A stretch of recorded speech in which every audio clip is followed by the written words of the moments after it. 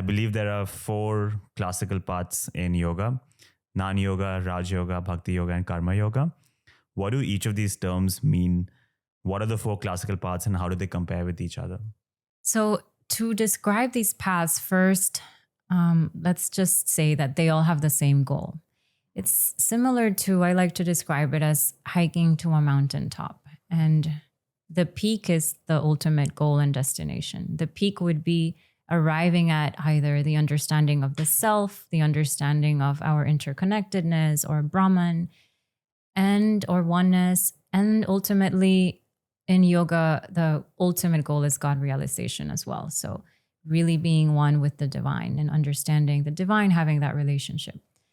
So you can arrive to the peak in different ways. Mm-hmm. Now, all these roads at some point in the mountain, in this imaginary mountain, cross paths, because you cannot just walk one of these paths. They are all interconnected and in some way interdependent as well.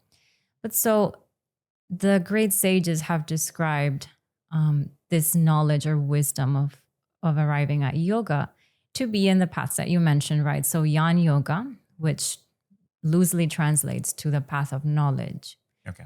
And it's not intellectual knowledge. It's actually the deep-rooted knowledge of observing ourselves, observing our minds, and beginning to become so aware that we know and we realize, okay, my mind is trying to make me think something that I am not. And so realizing that and using your awareness and your intuition into carving for yourself the path of self-discovery. So that's what Jnana Yoga is really, using the knowledge from the ancient texts, from the sages, to develop inner awareness to the point that you observe the mind, the thought patterns, and you are able to develop the knowledge into inner wisdom. And so that's Jnana Yoga. Next, we have Karma Yoga, which is the yoga of action. Mm-hmm. And what this really is, and it's also emphasized greatly in the Bhagavad Gita, is to do your actions or your dharma selflessly. So it's very difficult to do, to not attach to the fruits of our actions, which we call the dharma, to do our dharma without attaching to the fruits. But that is what karma yoga is. It's doing the actions without attaching any benefits necessarily for yourself. And in this way, you don't create further karma. Now, this is a bigger topic, of course, if we're talking about what really karma means. Mm-hmm. But very briefly, karma is like the different reactions that all of the actions have. Mm-hmm. And if they come from the ego or a selfish place, then they create more and more entanglements or karmic entanglements. So the whole point of karma yoga is to reduce those karmic entanglements and to learn how to do what we're doing, not just for us, but actually for everyone else, for the humankind, for the divine as well. Ultimately, to offer our actions to the divine. Mm-hmm. Then we have Bhakti Yoga, which is the path of devotion. And really, Bhakti Yoga is all about love. So, here in the West, we have a different idea and definition of what love is. We tend to think that love is very romantic and something that is limited to a partnership. And we see all these Hollywood films, and that's what we think love is. But in reality, love is unconditional and it transcends any barriers and limitations. So it cannot be exclusive to one person or one relationship.